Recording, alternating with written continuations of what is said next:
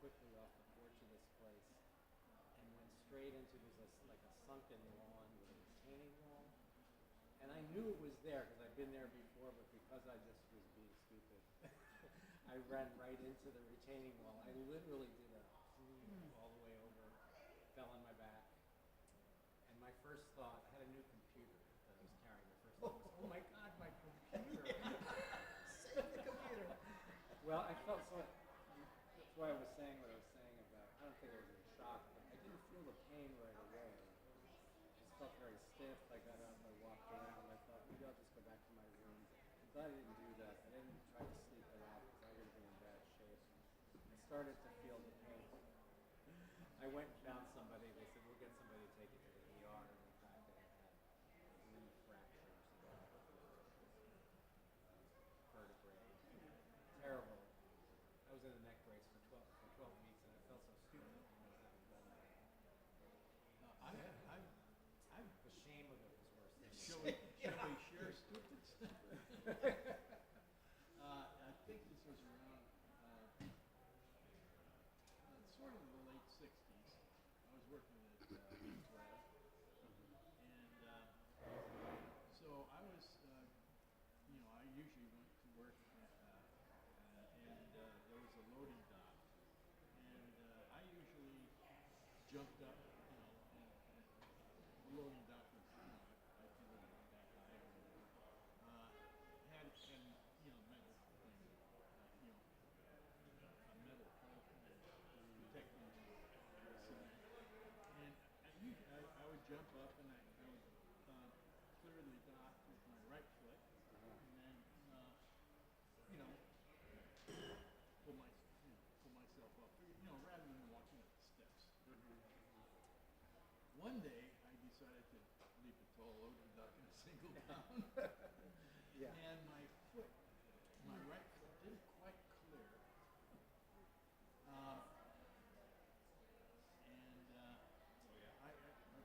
Anyhow, I wound up coming down with my weight on my left shin at the edge of the dock. Yeah. Okay, so that hurt. Okay, Yeah. so I sat down and then I picked up myself and my dignity and walked into that building and then.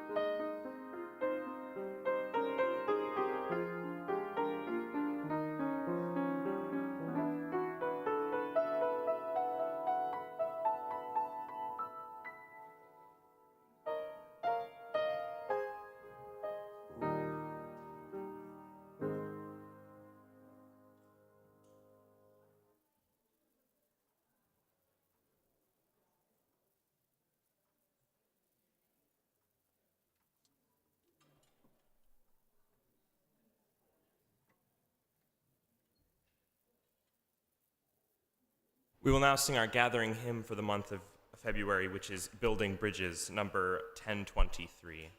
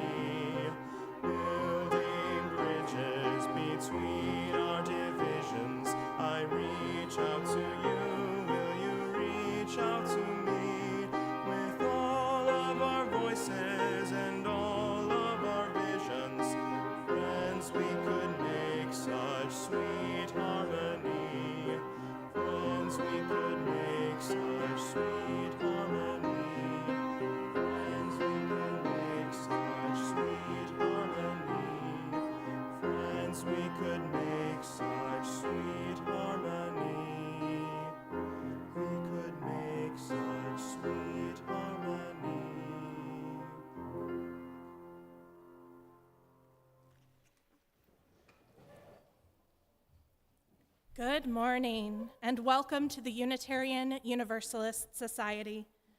We are grateful to gather here on this beautiful morning, both in person and online, for a time of inspiration, reflection, and connection. Whether you join us today with joy in your heart, weighted with burdens, or searching for meaningful connections, we are glad that you are here. I'm Nic Kaplan. My pronouns are they, them, and I am the grateful director of Lifespan Religious Education here at UUS. I'm standing in front of you at UUS's pulpit at the front of our sanctuary. Our sanctuary and the adjoining commons are filled with people of all ages. Through the window walls of our sanctuary, we connect to the natural world around us, where it is a beautiful, albeit cold, winter morning. As we gather, we give thanks for this land and all who have cared for it over the centuries, particularly the Kickapoo, the Iowa, the Sauk and Meskwaki, and the Oceti-Sakowin nations. As people of many ages, genders, races, sexual orientations, classes, abilities, and health statuses, we know how important it is to come together and work together to create a radically welcoming spiritual community. As Unitarian Universalists, our faith expresses our core value of love through how we agree to be together and to support each other. We are guided by shared principles, sources, and values of our living religious tradition. This morning, as we lean into fostering inclusive, multi-generational community through the idea of deeper joy, we will celebrate and explore our shared value of pluralism and the third principle that speaks to how we accept one another and learn and grow together. If doing something with your hands during worship service helps you, we invite you to visit the soul work table outside the sanctuary doors and pick up something to work with. Or if you brought your own, you can pull that out of your bag too. If you're newer to our congregation, we invite you to learn more about us after the service. For those here in person, you can talk to a greeter in the atrium or anyone during fellowship time. For those online, there is a link to a visitor form in the YouTube notes that will let us connect with you. Welcome to this space, this sanctuary of peace, where we come to not only create our best selves, but to also do the work of creating a beloved community. We come together today as individuals, much like individual pieces of glass or pottery that are different shapes, sizes, and colors, all of which are broken with imperfect, jagged edges, and always beautiful. While our pieces may not always fit neatly together, it is within this sanctuary, guided by our principles, that we gather together to create a beautiful mosaic. May the brokenness and beauty you find in one another create peace in this space and fill our hearts with love as we create worship together. Our opening hymn for this morning is number 318, We Would Be One.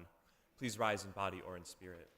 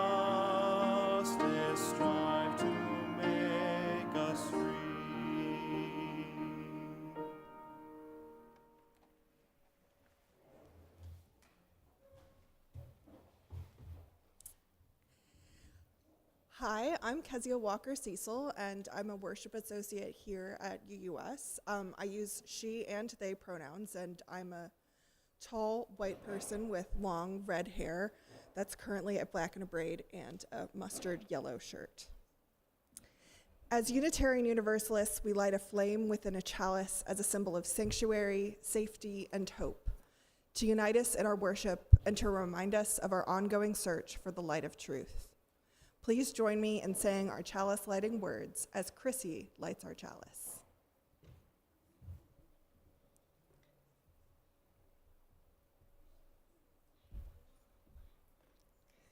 Life is a gift for which we are grateful. We gather in community to celebrate the wonder and mystery of this great gift. So let us now kindle the flame of our liberal religious heritage and renew our covenant of mutual love and care. Love is our doctrine, the quest for truth is our sacrament, and service is our prayer, to dwell together in peace, to seek knowledge in freedom, and to serve those in need. This we promise, this we covenant, with life and one another. Each week we light a candle for justice and healing, to acknowledge our interdependence with the natural world and with all members of the global community, especially the most vulnerable. We light this candle so that we may not be numbed to injustice and trauma, but rather to find strength, courage, and love as we work in solidarity with others for liberation, justice, and healing. Together, we create resilience and hope. Today, as we light this candle, we're particularly mindful of those around the world who are in a period of uncertainty due to the cuts to all of the different government programs that are happening right now. And as I light this candle, let's hold a time of silence to listen to our hearts and bodies, or perhaps to lift up prayers.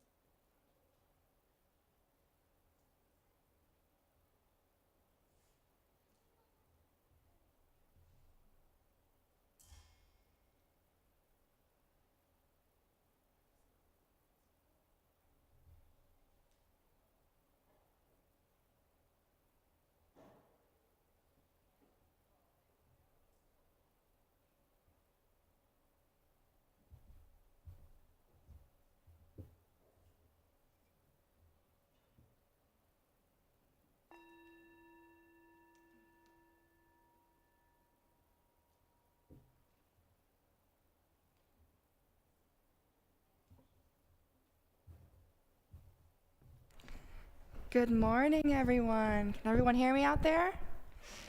My name is Leah Kaminsky, and I use she, her pronouns, and I am the RE coordinator here at UUS. And I'm going to be reading a book called The Buddy Bench by Patty Brozo. If anyone in a different area maybe would like to come forward to join me, I'm going to be sharing the images of the book right here in the front.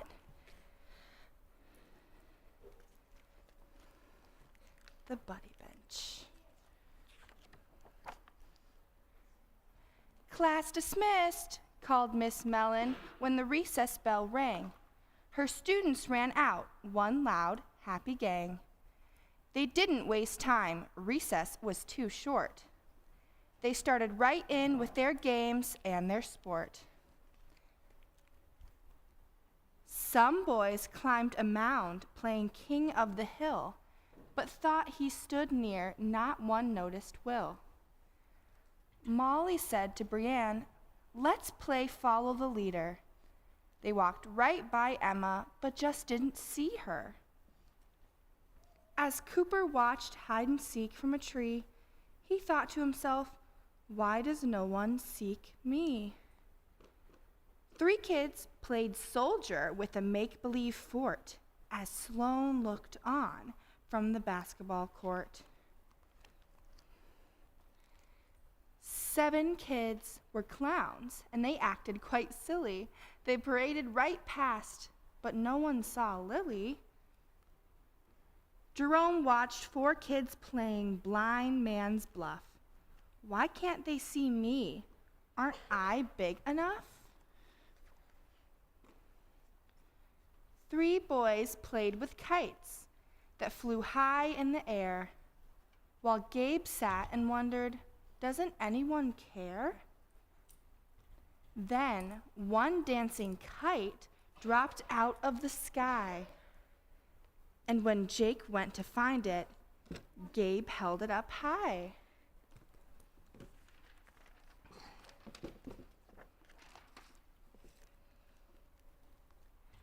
Want to join us? Jake asked. Before recess is done? How come you're just watching? That can't be much fun. It's my leg, said Gabe. I can't run in a cast. So I never get picked, not even last. Come play with us anyway. There's time to spare. Wait a minute, said Gabe. I'll be right there.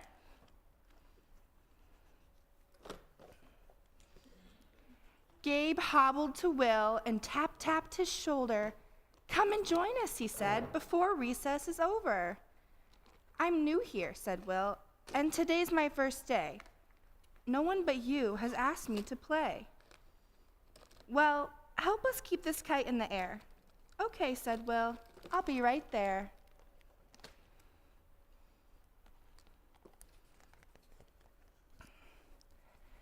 Then Will went to Emma and Emma to Sloane, each asking the next why she was alone. There are holes in my pants and my shoes, Emma said. I don't fit in.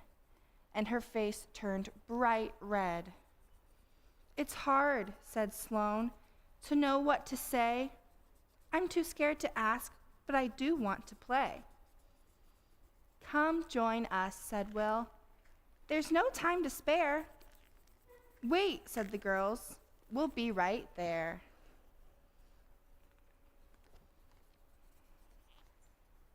They ran over to Cooper and said, What about you? We're going to have fun. Can't you play too? When I talk, explained Cooper, my words get tangled. When I want to say, ends up all mangled. So what? Come and play, the two girls said. I'll come in a minute. You go on ahead.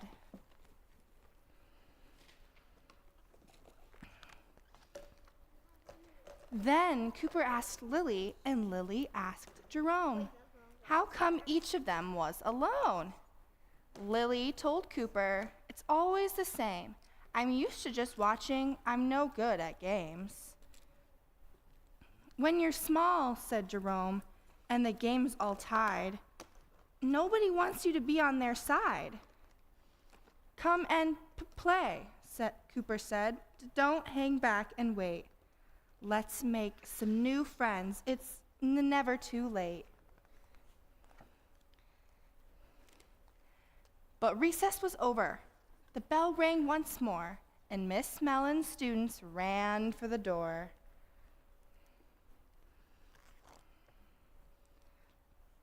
Miss Mellon, Will asked, how could we say, without using words, that we all want to play? Sometimes we're too shy, too sad, or too proud. How can we ask without asking out loud? Miss Mellon said, what you need is a seat to wait for a friend or a buddy to meet. A buddy bench, Miss Mellon's class all agreed, and we'll make it ourselves, Cooper decreed. So they borrowed a hammer, a saw, a wrench, and started to work on their own special bench.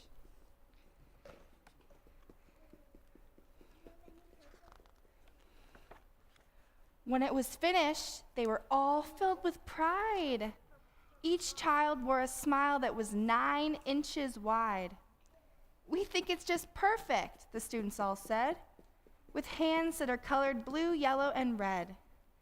They put their new bench in the very best place, under the climbing tree right at its base.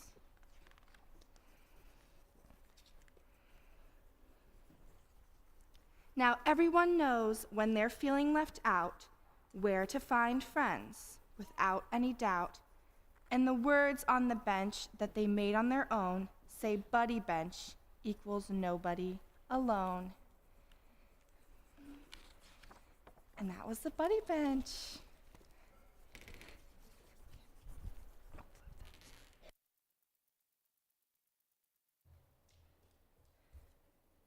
Each week when they head to classes, our children light a lantern as a symbol of the love and hope that goes with them as they explore our faith. Children, youth, and teachers, please come forward as Dara and Maria light our lantern from our chalice. Let's all join in singing Be Open as children, youth, and teachers head to religious education. The words are on the screen.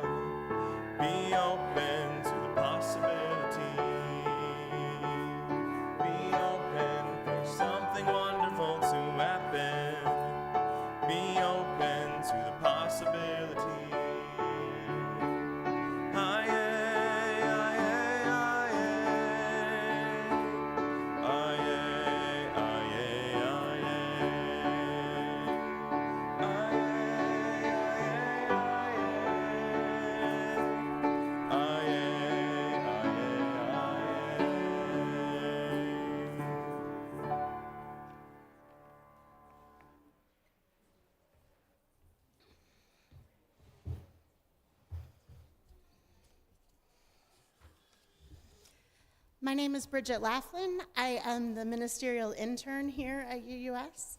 I am a short, fat, white woman with long brown hair and glasses and wearing a maroon shirt, and I use she, her pronouns. This is going to be a long reading, so settle in. In her book, Braided Sweetgrass, Indigenous botanist and storyteller Dr. Robin Wall Kimmerer tells the story of her first day of college, registering for classes in her chosen field. The following is an excerpt from the chapter entitled Asters and Goldenrod. Even before I arrived at school, I had all of my answers prepared for the freshman intake interview. I wanted to make a good first impression.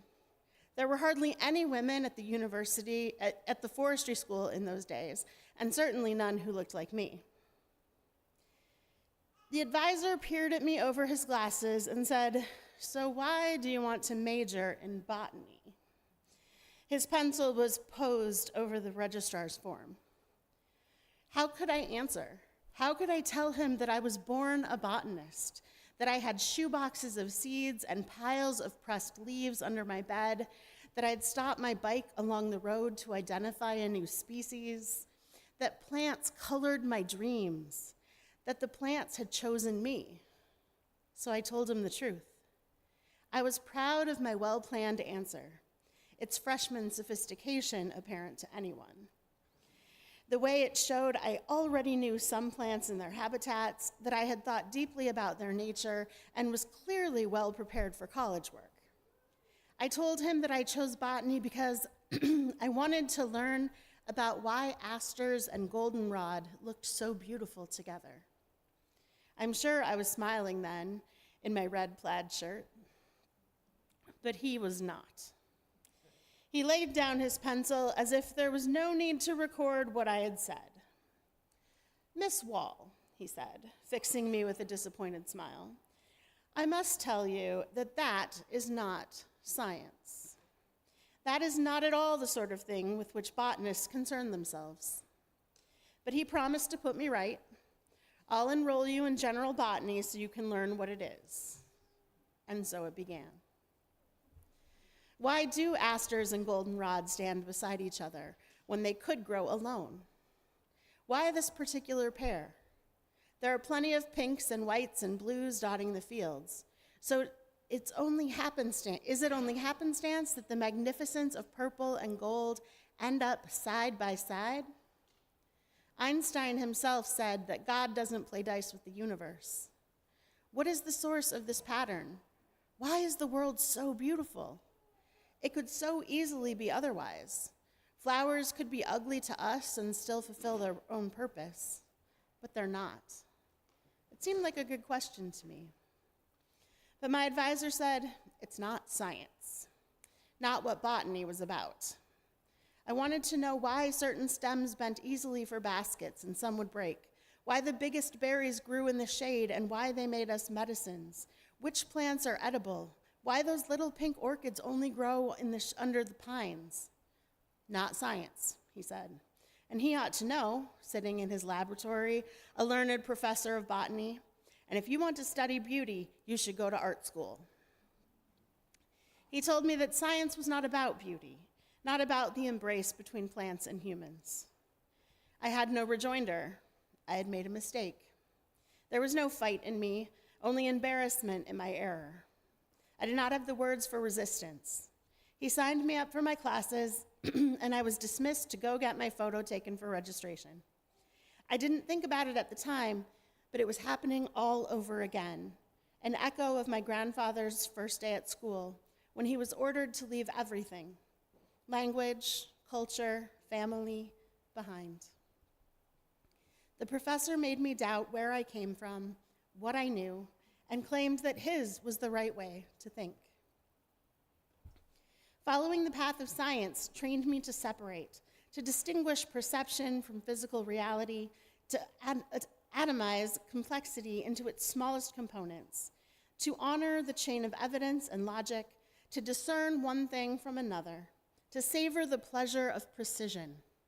The more I did this, the better I got at it, and I was accepted to do graduate work in one of the world's finest botany programs, no doubt on the strength of the letter of recommendation from my advisor, which read, "She's done remarkably well for an Indian girl." A master's degree, a PhD, and a faculty position followed. I'm grateful for the knowledge that was shared with me and deeply privileged to carry the powerful tools of science as a way of engaging the world. It took me to other plant communities far from the asters and goldenrod. I remember feeling as a new faculty member as if I finally understood plants. I too began to teach the mechanics of botany, emulating the approach that I had been taught. To walk the science path, I had stepped off the path of indigenous knowledge. But the world has a way of guiding your steps. Seemingly out of the blue came an invitation to a small gathering of native elders to talk about traditional knowledge of plants. One will never forget. A Navajo woman without a day of university botany training in her life spoke for hours, and I hung on every word. One by one, name by name, she told of the plants in her valley, where each one lived, when it bloomed, who it liked to live near, and all its relationships. Who ate it, who lined their nests with its fibers, what kind of medicine it offered. She also shared the stories held by those plants, their origin myths, how they got their names and what they have to tell us. And she spoke of beauty. Her words were like smelling salts, waking me to what I had known back when I was picking strawberries as a child. I realized how shallow my understanding was. Her knowledge was so much deeper and wider and engaged all human ways of understanding. She could have explained asters and goldenrods. To a new PhD, this was humbling. It was the beginning of my reclaiming that other way of knowing that I had helplessly let science supplant. I felt like a malnourished refugee invited to a feast, the dishes scented with the herbs of home. I circled right back to where I had begun, to the question of beauty, back to the questions that science does not ask, not because they aren't important, but because science, as a way of knowing, is too narrow for the task. Had my advisor been a better scholar, he would have celebrated my questions, not dismissed them. He offered me only the cliche that beauty is in the eye of the beholder, and since science separates the observer and the observed, by definition, beauty could not be a valid scientific question. I should have been told that my questions were bigger than science could touch. If my advisor was correct, the visual effect that so delights a human like me may be irrelevant to the flowers. The real beholder whose eye they hope to catch is a bee bent on pollination. Bees perceive many flowers differently than humans do, due to their perception of additional spectra, such as ultraviolet radiation. As it turns out, though, goldenrod and asters appear very similarly to bee eyes and human eyes. We both think they're beautiful. Their striking contrast when they grow together makes them the most attractive target in the whole meadow, a beacon for bees. Growing together, both receive more pollinator visits than they would if they were growing alone. It's a testable hypothesis. It's a question of science, a question of art, and a question of beauty. Why are they beautiful together? It is a phenomenon simultaneously material and spiritual, for which we need all wavelengths, for which we need depth perception. Might science and traditional knowledge be purple and yellow to one another? Might they be goldenrod and asters?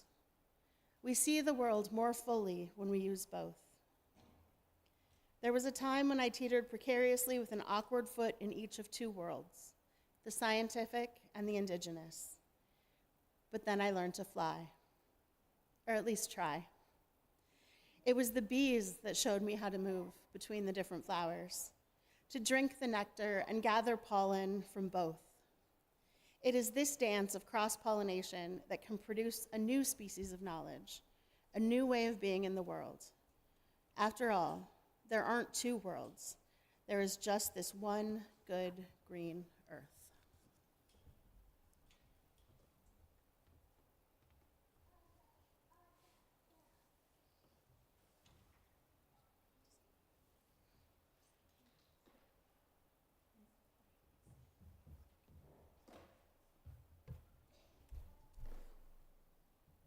double checking that our Voice for Community person is not here.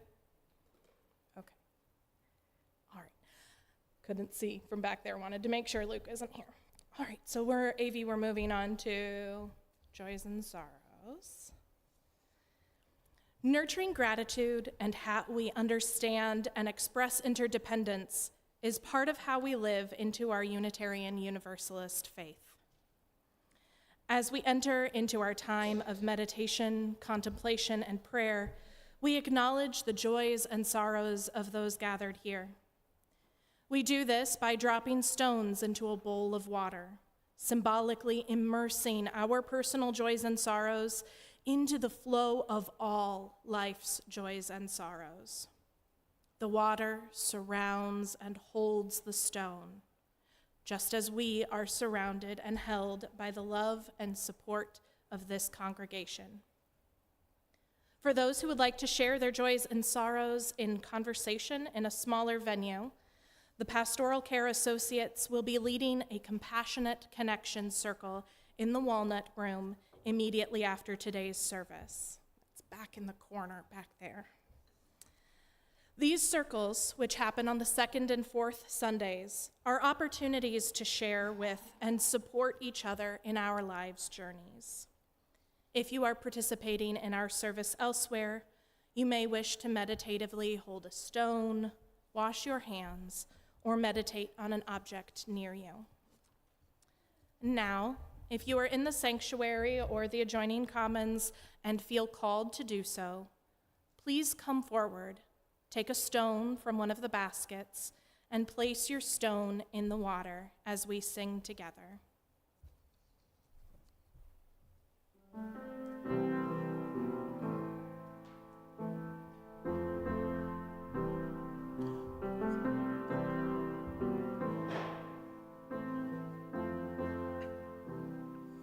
When I breathe in,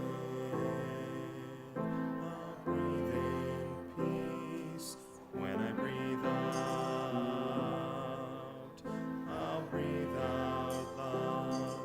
When I breathe in, I'll breathe in peace. When I breathe out, I'll breathe out love. When I breathe in, I'll breathe in peace. When I breathe out, I'll breathe out love. When I breathe in, I'll breathe in peace. When I breathe out, I'll breathe out love. Breathe in, breathe out, breathe in, breathe out, breathe in, breathe out, breathe in, breathe out. When I breathe in,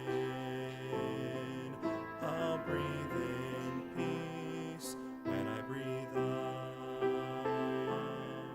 I'll breathe out love. When I breathe in, I'll breathe in peace. When I breathe out, I'll breathe out love.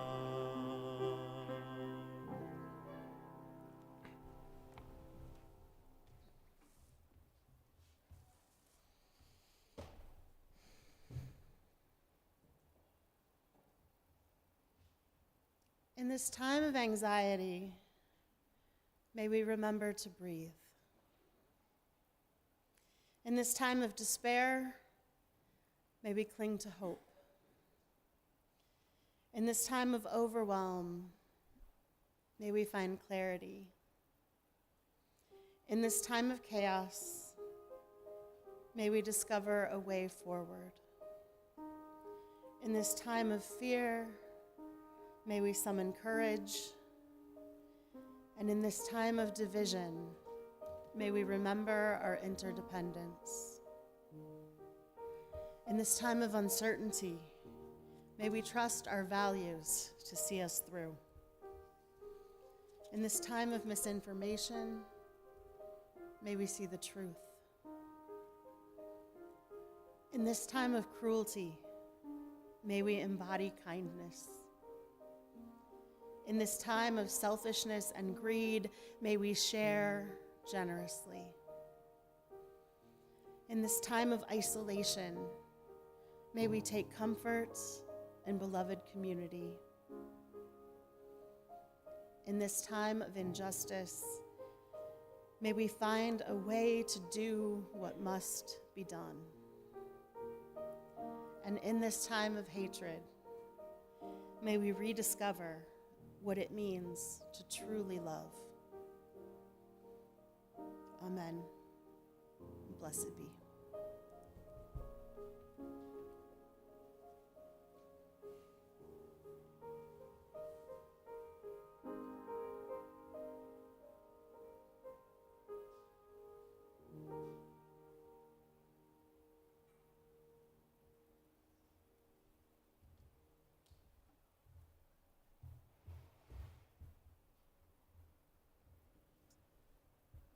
This reading is called Magical White Bean Soup.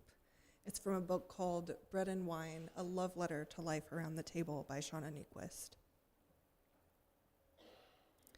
I love food that connects us to good memories, that tells us we're safe, that brings us back to sweeter times on hard days. The British call this nursery food, and I love that term. Memory and food are inextricably linked, of course, and that's why when you talk to people about food, there's the food we say we want, fancy, sophisticated, highbrow even, and then there's the food we really want, especially on difficult days. Soup, it seems, is the ultimate comfort food. Warm, soft, slipping down the throat with ease. We eat soup when we're sick, when we're snowed in, when we're heartbroken, when even cutting and chewing seem too much, when we need to be soothed in some deep way. Soup is cold weather, dark sky food. Soup is peasant food, odds and ends, bits and pieces, a way to stretch a piece of meat or a handful of rice. And the best soups are made, I think, when we treat them as such, earthy, simple, slow, soothing. Soup is the wool sweater, not the little black dress. It's the cardigan with elbow patches, not the pressed shirt and tie. I love to throw off people's expectations about a meal a little bit. I get so excited about mailed invitations, heels and ties, champagne as you walk in, and then big steaming bowls of braised beef, hunks of bread ripped instead of sliced with a knife, a board of cheese, a bowl of olives. Rich, humble comfort food instead of fiddly fancy food stacked into towers and surrounded by sauces. I want people to sit down and feel at home. Not like there's a scientist in the kitchen, but like there's a sister there, someone who loves them, who understands their history and wants to remind them of something lovely, who wants to recall together a sweet time. Last winter, I cooked up a little dinner party idea. Emily was coming into town from Michigan, and I wanted to connect her with some of my friends, some she'd already met, and some I knew she'd love. Christy offered to host if I cooked, so we gathered a lovely group of women, 2 old friends from the city, one of Christy's best friends, one of my oldest friends, 7 total, and quite an assortment of dietary restrictions and preferences. 1 fish-only vegetarian, 1 gluten-free and dairy-free, and 2 pregnant. So no red meat, nothing cheesy and comforty like lasagna. Most pregnant women aren't wild about sushi. I contemplated a roasted chicken and a homemade mac and cheese, something for everyone, but I wanted something even simpler than that. I was determined to find something everyone could eat together, with minimal changes and instructions. After years of Erin's gluten-free diet, I knew how it feels for everyone else to be eating one thing while one person eats the forlorn gluten-free or vegetarian dish. I wanted us to eat together from the same bowls, tasting the same flavors. Enter magical white bean soup. It's vegan, dairy-free, and gluten-free, inexpensive, rich, and flavorful. For our little dinner party, Christy served charcuterie and olives before we sat down, and then with the soup we had a simple mixed green salad with vinaigrette and crusty gluten-free bread. For dessert, Brandon roasted fruit to serve over rice milk ice cream and also served chocolate-dipped shortbread. I love the familiarity of the same faces around the same table, the inside jokes and the shared histories that have been built brick by brick, story by story for years. But at the same time, I also love connecting people from different parts of my life. I loved hearing Emily and Christy talk about design and architecture, and it was so fun to see Christina and Brandon connect over their mutual commitment to natural cleaning products, even though they did kind of break our hearts by pronouncing almost all of our favorite products highly toxic. Inevitably, when we gather people together, we bring our values and restrictions to the table with us. Many cooks and food writers have nothing but negative things to say about people who have dietary restrictions or preferences. Quite often, it's suggested that you just make what you want to make, and everyone can find something to eat, most likely. But if feeding people around your table is about connecting with them, more than it is about showing off your menu or skills, isn't it important to cook in such a way that their preferences or restrictions are honored? Anyone who cooks will tell you that low-maintenance eaters are the easiest and most fun people to cook for. I've heard several chefs and home cooks say their solution to the problem is to only invite dinner guests who aren't picky, are allergy-free, and who love to eat. For me, that would mean not inviting some of my closest friends and family, and instead having some sort of open casting call for low-maintenance eaters to fill chairs at my dinner parties. This sounds like a terrible plan.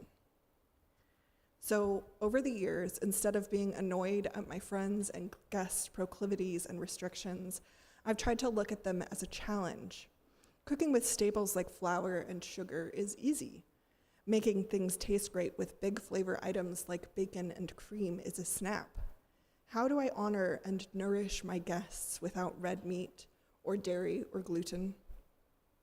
That's where the challenge begins. And I'm adding this white bean soup to the can feed almost anyone list.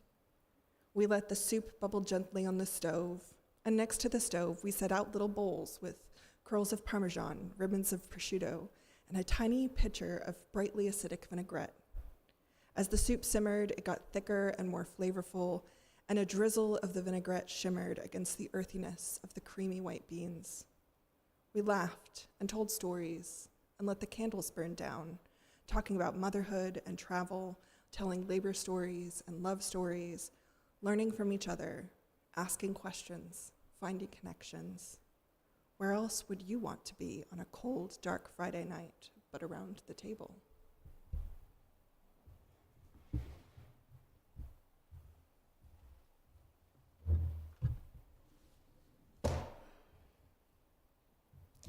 Learning from each other, asking questions, finding connections. Where else would you want to be? I don't know about you, but that sounds exactly where I want to be. Years ago, during my first minister's sabbatical, I had the opportunity to attend a Daring Greatly workshop where we spent quite a bit of time exploring our own personal values. Many of mine boiled down to a category that I labeled growth. Things like openness to new ideas, a desire to learn, and curiosity. Seems that, while I was new to Unitarian Universalism at the time, I fit right in.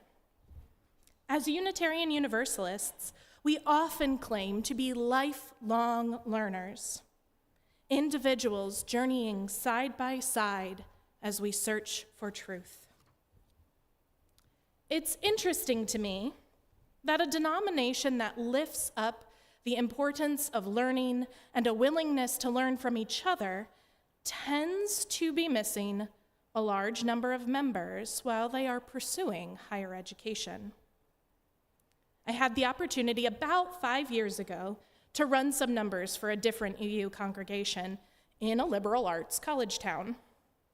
The congregation had a vibrant youth program for its size, but despite being located near a university campus, it had 0 active members who were typical college age.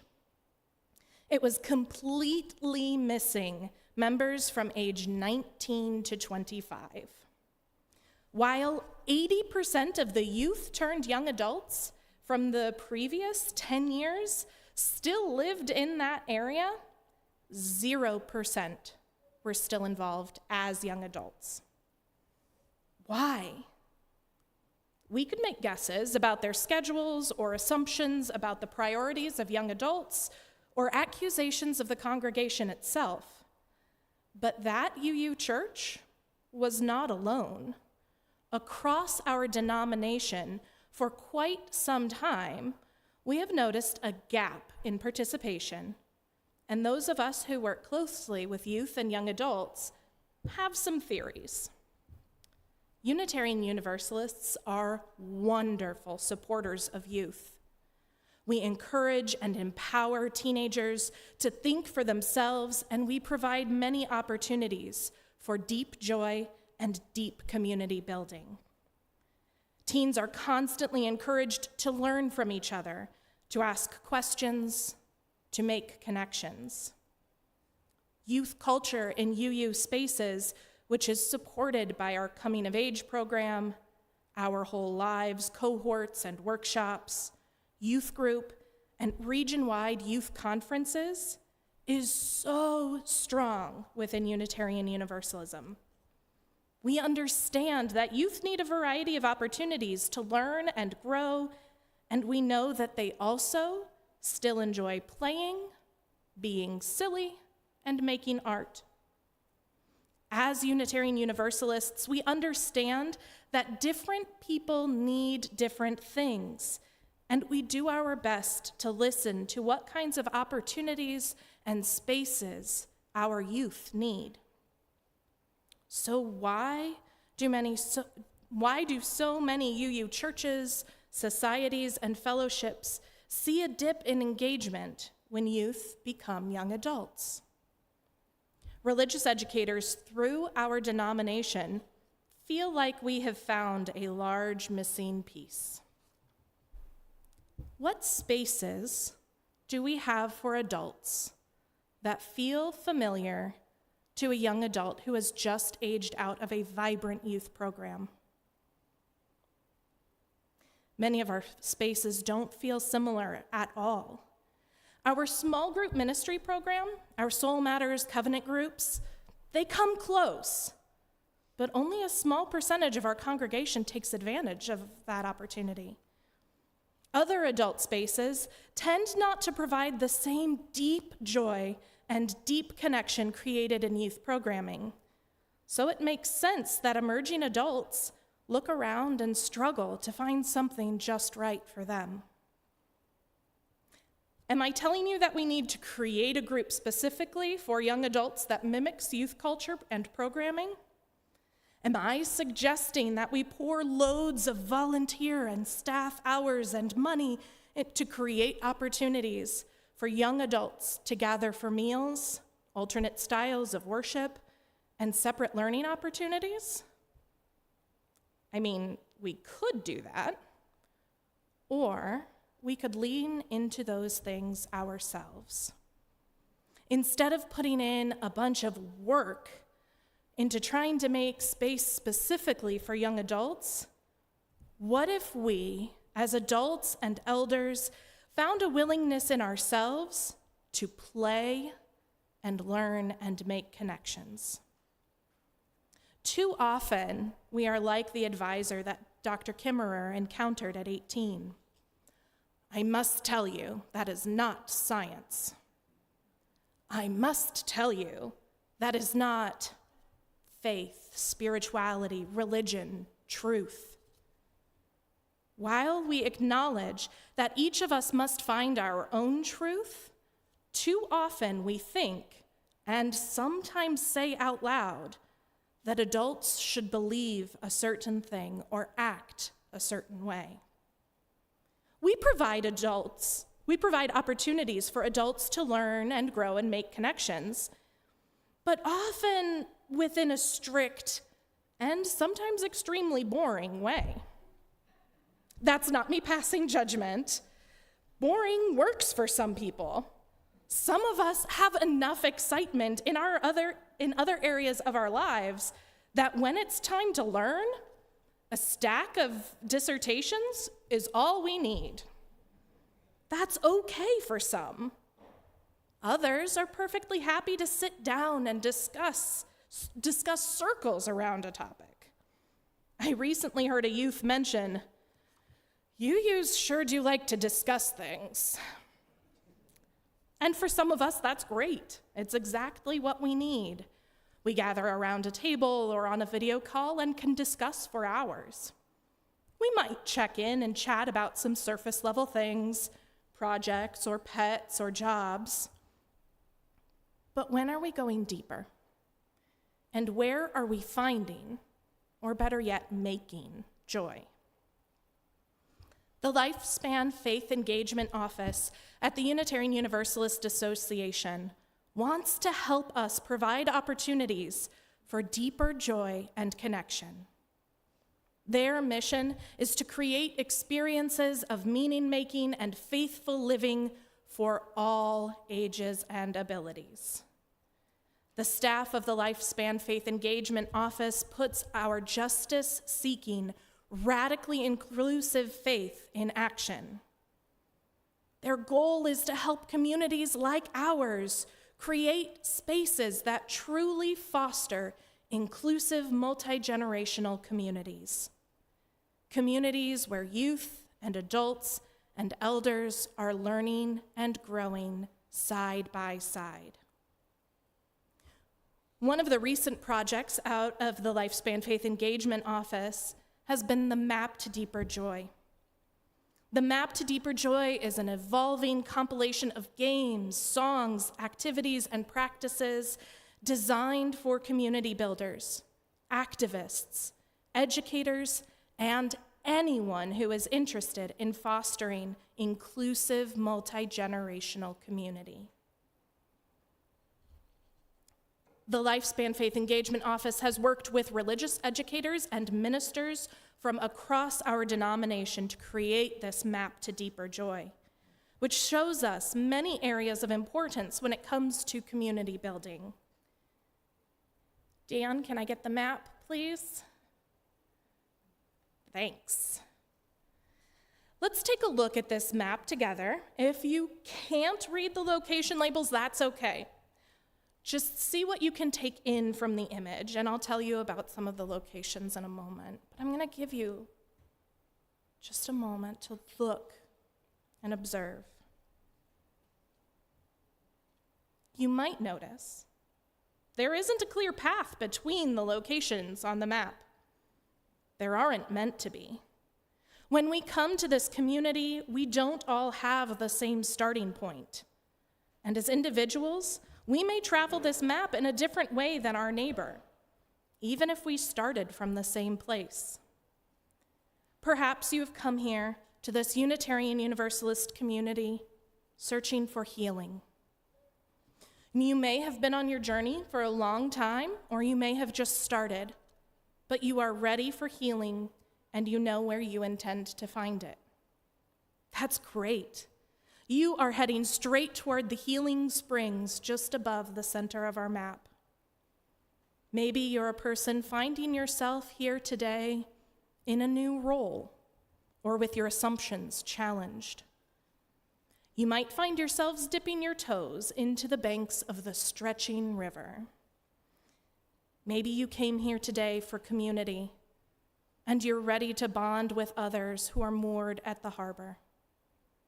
Maybe, because of your identity or personality, you're sitting on that buddy bench at the cliffs of exclusivity, waiting to be invited somewhere, anywhere. I know we are a community that cares deeply about inclusion. We collectively are a group of community builders, a group of activists, a group of educators. We are all interested in fostering inclusive, multi-generational community. So what does that mean today? That means we are going to try something new. We are going to play games and have magical white bean soup and ask questions and wonder why goldenrod and asters look so beautiful together. We are going to express our feelings by smashing plates and making art. We are going to join in singing, and we are going to live for each other to show to all a new community. After service today, you have an opportunity to try activities from every location on the Deeper Joy map. These activities have been curated by the folks at the UUA in the Lifespan Faith Engagement Office. They're not necessarily games or practices that experienced adults would regularly seek out. And that is a very good thing. And I challenge you to try as many of the practices as you are able. If you're watching this service online and can't make it here today, some of the activities can be done on your own wherever you are. There will be a link on our social media page later today. I encourage you to do some exploring of the Deeper Joy map on your own. It may seem like exploring this map to community building on your own doesn't make much sense. How do you create community by yourself? But please don't let that stop you. Many of the practices in this map of Deeper Joy encourage personal growth in a way that will help you find deeper joy and a deeper connection to community. As I ask you to try something new, and we all heard the wonderful story about the Buddy Bench today, another book comes to my mind. The staff here at UUS have been reading a book together for the past 4 or 5 months called Team Habits. In the book, the author Charlie Gilkey of Productive Flourishing talks about how when it's somebody's job to do a task, nobody is going to do it. Today, it's not somebody's job to include everyone. It's your job. It's not somebody's job to try out the activities and practices. It's your job. My hope for you today is that at the end of the workshop, after visiting Bonding Harbor and Healing Springs, Stretching River, you will understand that building intentional, inclusive, multi-generational community isn't work. These jobs that I have given you, they aren't work. If you are willing to play, we can create a beautiful community together where we learn from each other, ask questions, and find connections.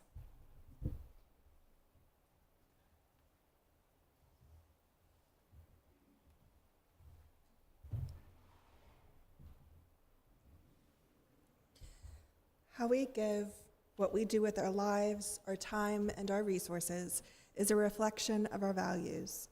In response to the abundance we are blessed with, every week this congregation donates generously to organizations in the community whose work aligns with our values and principles. You might have seen in some of our recent communications that the partner agency this month is United Action for Youth, known as UAY. We will be contributing to UAY in April. Our community partner agency this month is Table to Table. Each day, Table to Table volunteers pick up food from donors and deliver it to nonprofit social agencies. Each year, they distribute millions of pounds of food to youth organizations, food pantries, meal sites, shelters, housing organizations, and other agencies. They keep nearly $7 million worth of food from the waste stream annually. In the sanctuary, the ushers will collect the offering. All cash contributions go directly to our community partner agency and the Community Common Fund. You can follow the instructions on the screen to give online. If you are writing a check, please use the memo line to designate the purpose. In addition to assisting our community partner, you may contribute towards your pledge or make a gift to support our operating expenses. The offering is a sign of commitment to this free congregation, which is completely supported by the generosity of all who join with us. As we give and receive the offering, may we be transformed by our giving, and may the world be transformed by our gifts.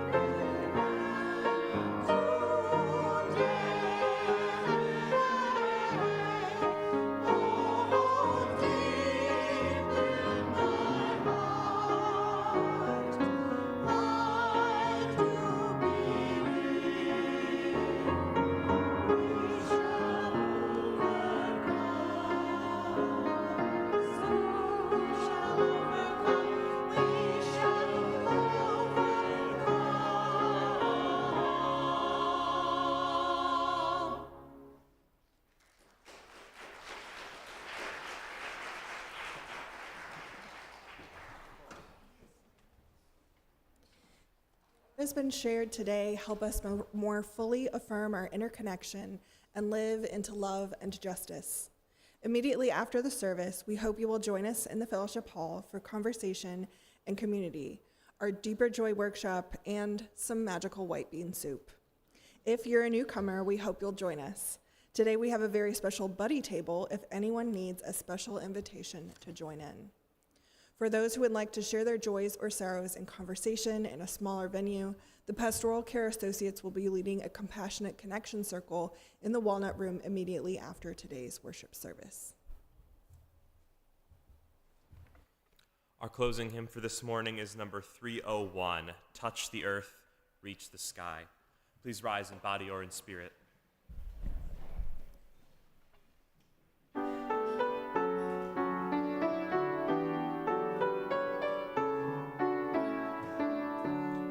Touch the earth, reach the sky, walk on shores while spirits fly, over the ocean, over the land, our faith a quest to understand. Touch the earth, reach the sky, children ask the reasons why.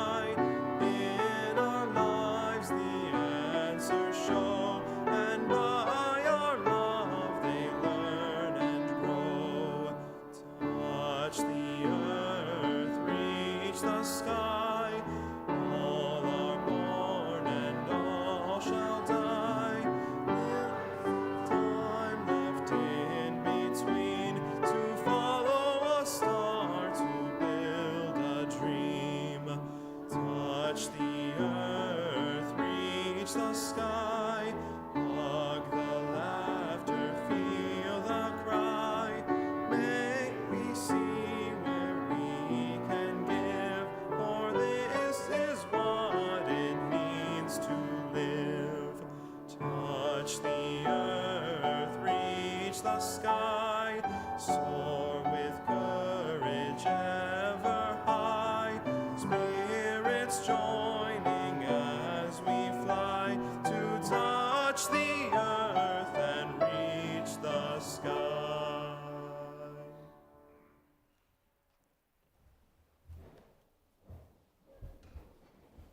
Please join me in the words for extinguishing the chalice. We extinguish this flame, but not the light of truth, the warmth of community, or the fire of commitment. All these we carry in our hearts and in our minds until we are together again.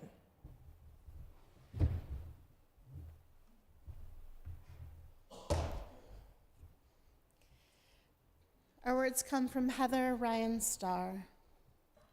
May whatever gatherings or activities we engage in this Sunday afternoon help restore us, our connections to one another, our sense of hope, beauty, and fun in the world, our deep knowing that we have to take care of ourselves and each other with love and joy if we are to soulfully survive the world's mayhem. Go in peace.